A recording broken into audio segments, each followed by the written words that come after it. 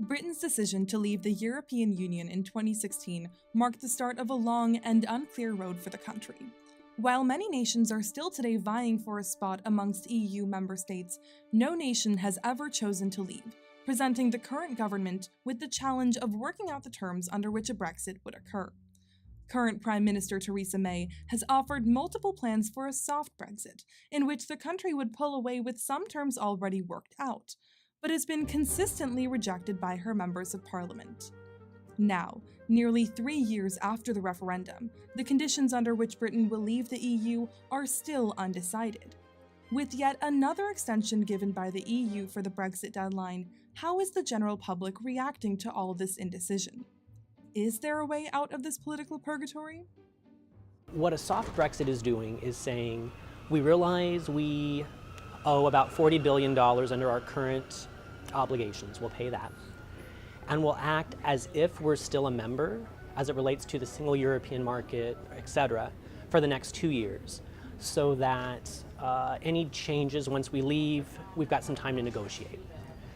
If we're looking at the hard Brexit side, what we're looking at is just basically getting up from the table and saying, look, we want to go now. We don't feel like we should have to pay for any budgetary requirements for the next 2 years, since we're not going to be in there. And we'll negotiate whatever we negotiate. It creates a context where being able to negotiate the future relationship is going to be very difficult.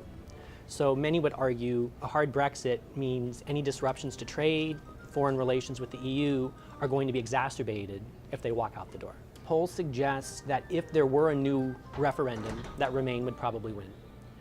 But then when you ask people, do you want to hold a second referendum, there's not a majority necessarily in favor of that.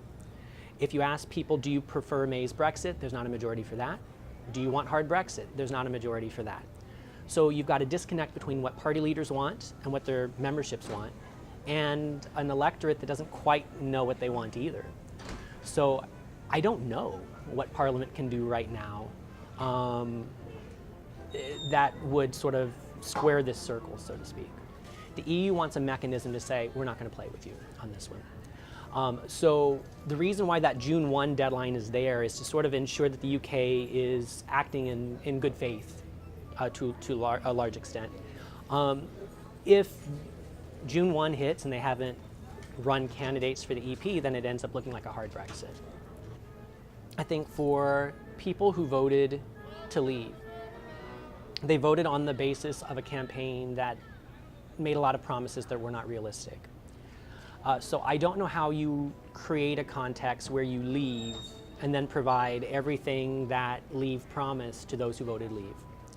At the same time, I think on the Remain side, I think many Remainers are looking at polls and they're saying, look, the polls are in our direction now. A 52-48 in favor of leave now looks 52-53% in favor of Remain now. So if we could just get to that second referendum, we think we could win it. My argument would be, if we're looking for something that could be decided relatively quickly, that could make Parliament and the people as happy as they're going to get, it would probably involve a second referendum. Would I put a ton of money on that happening? Not right now.